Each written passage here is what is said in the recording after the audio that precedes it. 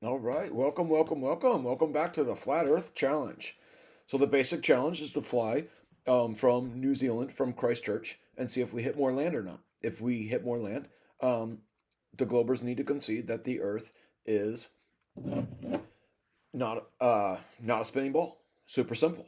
Um, if we come out the other side and we hit Chile or Argentina or Africa or wherever you say we're going to hit, then it is a globe. The flat earthers, we can decide and we can figure out how far the ice wall is. We can estimate using our Gleason map here, and we can decide when we will concede. We'll be able to tell you when we're going to be able to concede within a couple hours. We will concede. If we don't hit more land and we just hit water, water, water, water, water, water, water, water, water, um, we'll concede. Now the challenge is super simple. It's to get people to put their consent on a model and put their consent on a team and have some basic parameters and then go with it. It is very hard and very aggravating to argue with Globers. Globers are crazy and they're borderline schizophrenics. Now they don't want to live in reality. They want to take reality and flip it upside down and then call your reality crazy. So on this map here, I've done this before, and I've done this with curvature arguments, and I've done this with map arguments.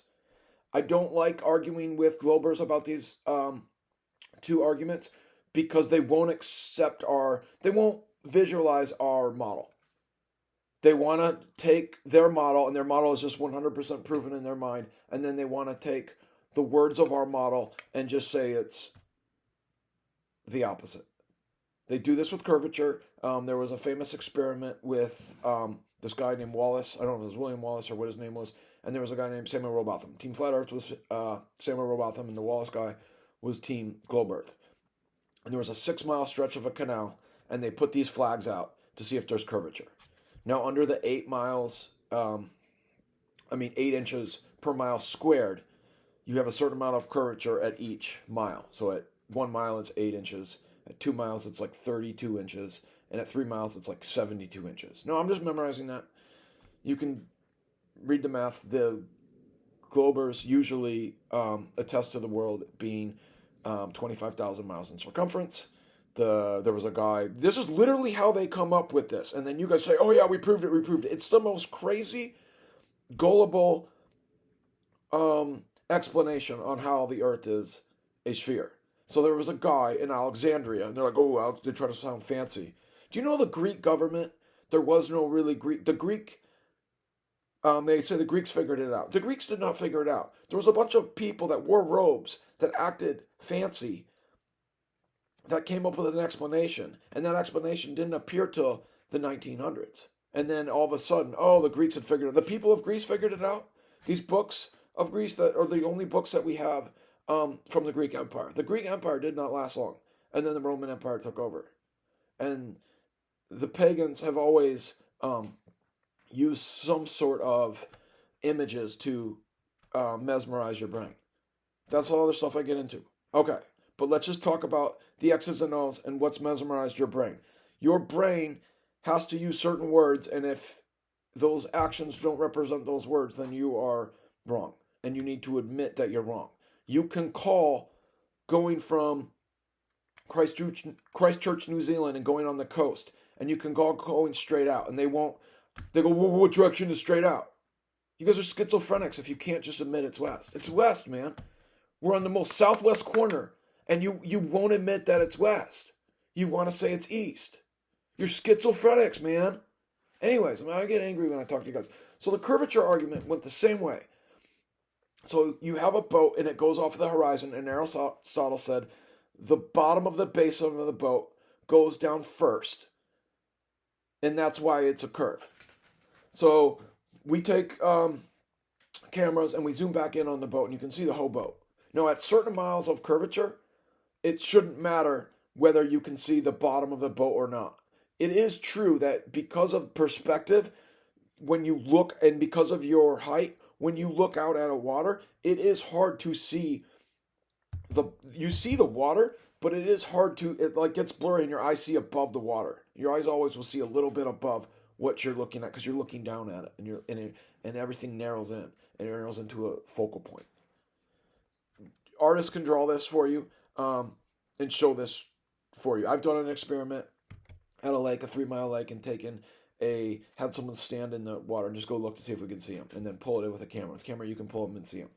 Can you see their feet like in their water, like an inch above the water? It gets blurry on the water, but you can see the board. We took a board, we took a red board, and then we just stood there. And I was like, just stand there. He's about the same height as me, my buddy, who was a Glober. He just stood he didn't want to do the experiment because, like, yeah, of course I'm going to see you. I look across that lake every day. It's about a 3.5 mile lake. You Globers want to live in denial, and you don't want to admit that this is true. You just want to change the words. So there was a guy in Alexandria who saw the sun on summer solstice, so the one day of the year where the sun is the closest overhead, over the North Pole. So there's like these lines above the earth where the sun rotates around. And sometimes it rotates around the far edge on winter solstice. And then sometimes it rotates around closer in the summer. On our perspective, depending on where you are. When you look at this map, everything makes sense. This map came first, and then the globe projected this map. In 1492, a bunch of Jesuit priests then, because they wanted it to be a spinning ball, because they want to take your hopes and they want to take your dreams and they want to put them somewhere else and say this experience can be recreated somewhere else. And we're going to recreate that for you. That's the lie they don't tell you. And you guys think that lie is going to give you hopes and dreams and give you meaning when you explain it to us, when you debunk us, when you're better than us intellectually. It gives you your value. That's what this is all about. That's what our modern day school system is all about, is about giving yourself value, being smarter than another human being. It's either right or wrong. It doesn't give me value whether or not I tell you the information or not. I might be the dumbest flat earther. I might be the smartest flat earther. I might be the dumbest glober. I might be the smartest glober. It doesn't matter. It's either true or it's not. There either is curvature or there is not. You do not calculate curvature in any way, shape, or form in your daily life. Snipers do not do it. They don't do it unless they're making a debunking video. They don't calculate curvature. Airplane pilots do not calculate curvature. Curvature does not get calculated. It just doesn't. Motion is not detected, ever. It's just not.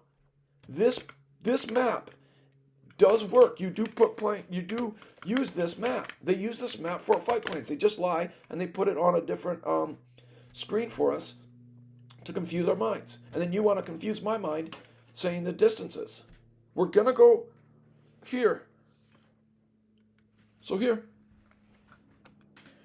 we're gonna go to this far corner and we're gonna look at the water and we're gonna go straight. I don't know why that's so. You want to know what direction I'm going straight. I don't know if you guys have ever been to the ocean.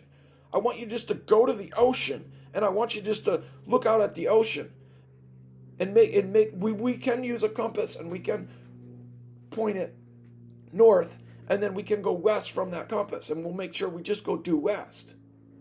People seem to have a really hard time with that, but just be willing to concede that if we hit more land, it's not Antarctica. I don't see how this won't prove it to you. So add your consent to a team and be willing to live with the result. But the result's gonna either, if you're so tied to a value of it being a globe, you're gonna want to lie. You're gonna be a schizophrenic. You're gonna want to not live in reality, and you're gonna make excuses like you guys always do. That's all you guys ever do is make excuses. We do curvature experiments and they disprove it like right away. Motion experiments, most people don't even argue motion experiments. They go, oh yeah, we can't detect motion. The pictures are all CGI. There's a new video out of them doing hot air balloons now, like doing trips into space with hot air balloons. They've always done that. They've had hot air balloons since the 1780s or 1790s. And most hot air balloonists said it was some sort of flat plane. We can get into the details of actually what it is. All the old ancients, they didn't just do maps of the earth, they did maps of the underworld and the heavens. We live in a realm, and we are sitting on something, there is something under, there is a whole nother system below us. And there is a system above us, and that's the one they want to mesmerize your head and then put you in outer space so then they can emotionally give you something so then you can emotionally argue it for them and then be better than me. Either way, you're not better than me. There's no such thing. We're all children of God. We're all children of the Creator. This will prove we live in a creation. I don't care what you do with your beliefs as far as the Creator, but we do live in a creation. And stop trying to steal my value. I'm not going to belittle you over this. I'm not. I'm not going to make fun of you once we prove the earth is flat. I'm not going to do that. I just won't. That's not what we're in it to do. We're in it to keep the government from taking our tax money and blowing up rockets with it. That's all this is about for us. We're not going to belittle you guys. I know that's really important to you. I know everything relies on your pride and feeling great and being better than other human beings. I get that. I don't really care about how you feel and how you want to be superior to other people. I get that. But we're not gonna make fun of you. But we are gonna stop you from taking taxpayer money and blowing it up with these rockets. Okay? So let's fly from Christchurch and let's leave the ice wall. And then you need to concede. And we will concede if we hit water. If we go for a couple hours, 13 hours, yeah, we'll concede. But we're going straight. Okay? And if we don't come out of the other side, you need to concede. This is the Flat Earth Challenge.